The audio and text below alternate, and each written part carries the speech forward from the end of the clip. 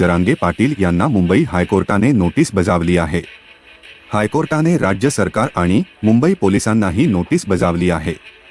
हायकोर्टाने मनोज जरांगे यांना आंदोलनासंदर्भात आपली भूमिका स्पष्ट करण्याचे आदेश दिले असून त्यासाठी 2 आठवड्यांचा अवधी दिला आहे। म्हणजेच मनोज जरांगे मुंबईत येऊ शकणार आहे। याचं कारण मनोज जरांगेंचा मोर्चा 26 जानेवारीला मुंबईत दाखल होत आहे। तसंच आरक्षण मिळत नाही तोवर मुंबई सोडणार नसल्याचंही ते म्हणाले आहे। गुणरत्न सदावर्ते यांच्या वतीने ही याचिका दाखल करण्यात आली होती। मीरा रोड भागातील नयानगर येथे महापालिकेकडून अतिक्रमण हटाव मोहीम राबवण्यात आली। ही मोहीम अयोध्येतील रामलल्ला प्रतिष्ठापनेच्या दुसऱ्या दिवशी राबवण्यात आली।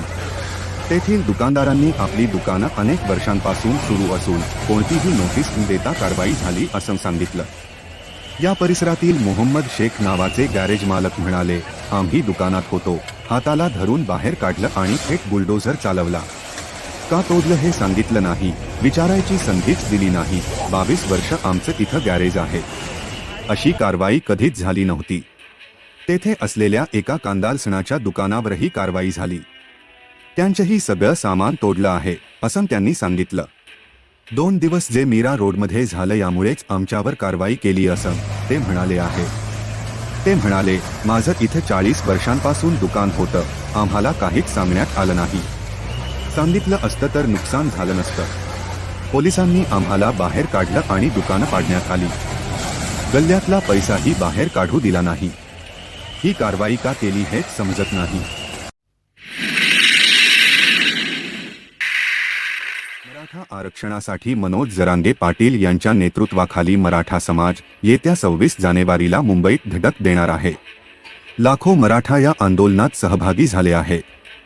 मराठा मोर्चा पुण्यात दाखल झाला असून जरांगेंच्या स्वागतासाठी अभूतपूर्व गर्दी झाली आहे। जरांगेंच्या स्वागतासाठी लाखोंचा जनसमुदाय एकत्र आलाय। जरांगेंची पदयात्रा आता मुंबईला धडकणार आहे। त्याआधी आज रात्री जरांगेंचा मुक्काम लोणावळ्यात असेल।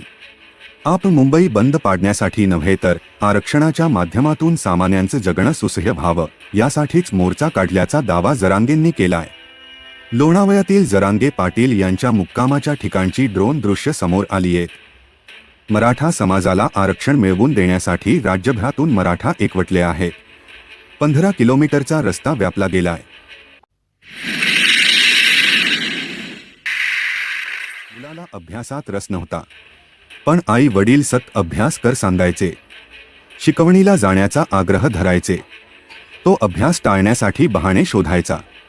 त्यामुळे बऱ्याचदा वडिलांचा मार खायचा। अखेर 10वीत असताना त्यानं घर सोडलं। कुटुंबियांनी त्याचा बऱ्याच ठिकाणी शोध घेतला। शेवटी 6 वर्षांनी त्यांना मुलगा मुंबईत सापडला। मध्य प्रदेशच्या ग्वाल्हेरमधून पळून आलेला मुलगा मुंबईत खूप मोठा माणूस झालेला।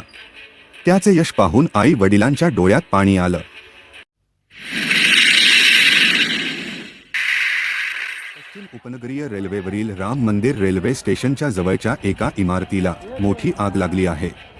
आगीचे कारण अद्याप कळाले नसले तरी ही आग इतकी भीषण आहे की खबरदारी म्हणून स्टेशनकडे जाणारा मार्ग बंद करण्यात आला आहे। अग्निशमन दलाने दिलेल्या माहितीनुसार राम मंदिर स्टेशनच्या बाहेर असलेल्या अस्मी इंडस्ट्रियल कॉम्प्लेक्सच्या तळमजल्यावरील डिझेल गोदामाला आग लागली आहे। या गोदामात भंगार साहित्य असल्याचे कळते। अद्याप कोणत्याही जीवितहानीचे वृत्त नाही। घटनास्थळी अग्निशमन दल दाखल झाले असून आग विझवण्याचे काम सुरू आहे।